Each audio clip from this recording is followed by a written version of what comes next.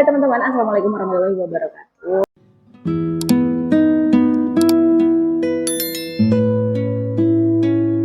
Siapa teman-teman di sini yang nonton videoku ini sedang punya hajat besar atau sedang ingin terhindar dari suatu bala, intinya punya hajat gitu ya, yang ingin hajatnya segera terkabul.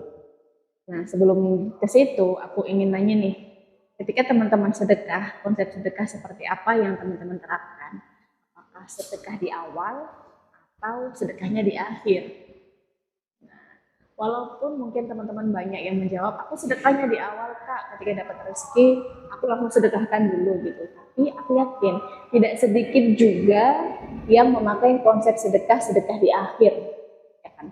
Sedekah di akhir ini, maksud aku begini, ketika misalkan kita punya rezeki 1 juta, kita menggunakan rezeki 1 juta itu untuk kebutuhan pribadi kita dulu, untuk kebutuhan hidup kita, baru sisanya ketika ada sisa kita sisihkan untuk bersedekah. Itu sedekah di akhir ya teman-teman. Beda cerita ketika kita sedekahnya di awal. Artinya sedekah di awal, ketika kita punya rezeki, kita sedekahkan dulu di awal, baru sisanya itu kita pakai untuk kebutuhan kita. Sedekah di awal, waktu itu kedengarannya sepele, tapi sulit loh untuk diterapkan.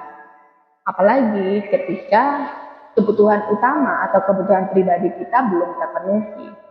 Ya kan, pastilah ketika kita punya rezeki, kita akan cenderung untuk memenuhi kebutuhan pribadi kita dulu, baru sisanya kita sedekahkan atau kebutuhan yang lain. Istimewanya dari sedekah di awal waktu ini artinya kita berhasil menekan ego kita sendiri untuk melepas apa yang kita punya. Kemampuan kita untuk melepaskan, untuk berperang dengan ego kita sendiri, melepaskan harta yang kita punya itu andilnya sangat besar sekali ketika kita sedekah di awal, teman-teman. Nah, ketika kita sudah bisa seperti itu, ketika kita sudah bisa sedekah di awal, maka tentu hasil yang kita dapatkan tentu berbeda dong dengan sedekah di akhir. Mau sedekah di awal, di tengah, di akhir tuh semuanya baik, namanya sedekah, ya kan?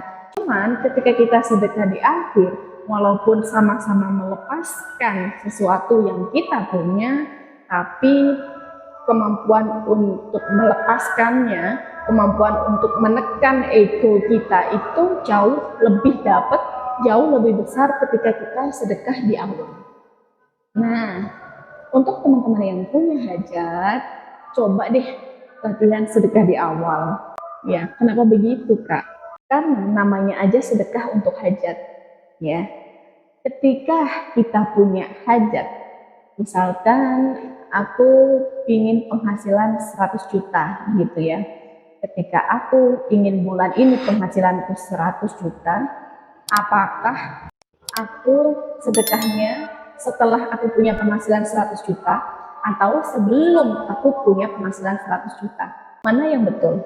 Ketika kamu ingin hajatmu segera tercapai, tentu sedekah yang di awal dong. Karena fungsi dari fadilah sedekah itu adalah sebagai pencetus hajatmu terkabul, gitu ya teman-teman. Sebagai pencetusnya nih, dengan sedekah di awal hajatmu terkabul. Tuh, jadi fungsinya sedekah untuk hajatmu tuh itu teman-teman. Nah kan beda ceritanya ketika kamu sedekahnya setelah hajatmu terkabul. Berarti fungsinya udah beda dong.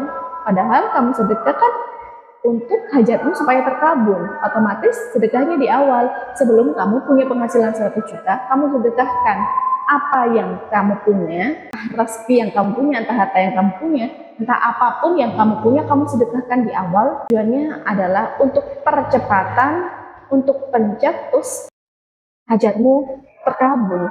Memang sedekahmu ini ditujukan untuk percepatan hajat, ya teman-teman. Ya kalau misalkan sedekahnya jadinya di akhir setelah kamu punya penghasilan 100 juta, ya itu berarti adalah sedekah itu kita keluarkan sebagai bentuk rasa syukur kita sudah mendapatkan rezeki yang kita mau. Nggak ada yang menyalahkan ketika kamu mau sedekah di awal untuk percepatan hajat kamu, kemudian setelah hajat kamu terkabul, kamu sedekah lagi, itu malah bagus. Jadi harus di switch ya. Sedekah itu di awal ketika kamu punya hajat, atau ketika kamu ingin terhindar dari suatu musibah, ketika kamu ingin terhindar dari bala, itu sedekahnya di awal. Karena ketika kamu sudah sedekah nih di awal, kemudian di tengah jalan ada bala atau musibah atau sesuatu yang mengganggu proses terkabulnya hajatmu, itu dengan sedekah di awal tadi, insya Allah maka bala itu diangkat sama Allah gitu.